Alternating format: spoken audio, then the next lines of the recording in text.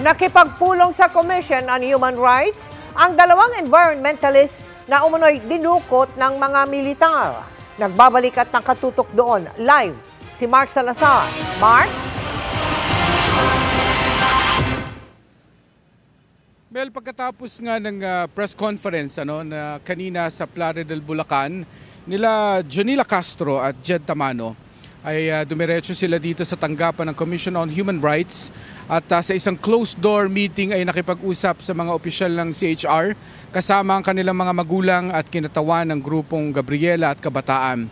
At pagkatapos ng closed-door meeting na iyon ay binaba naman nila yung mga grupo na nagrarally to show support sa kanilang dalawa at narito yung kanilang pahayag ng pagsuporta sa mga nagrarally.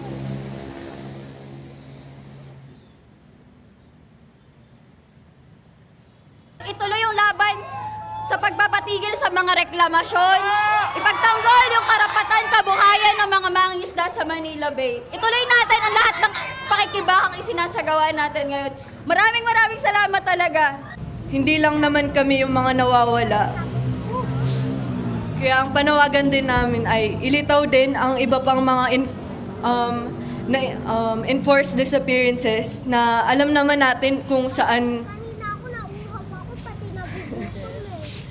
kung sino ba ang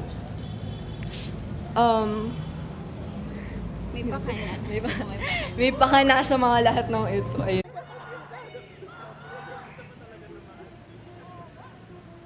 Mabilisang statement lamang yan at hindi na sila nagpa-unlock ng interview dahil kailangan na rin daw magpahinga ng dalawang batang ito. Sa isang pahayag naman sinabi ng National Task Force to End Local Communist Armed Conflict o NTF-ELCAC na sila raw ay labis na nabigla at nalungkot sa nangyaring press conference kanina sa Playa del Bulacan. Pakiramdam daw nila ay sila ay natraidor. Sila daw ay naninindigan sa posisyon ng 70th Infantry Battalion ng Philippine Army tungkol sa pagsuko nila Tamano at Castro at sa opisyal na report ng PNP sa Bataan sa isinagawa nilang investigasyon. Yan muna ang latest, Mel, mula dito sa tanggapan ng Commission on Human Rights sa Quezon City. Mel?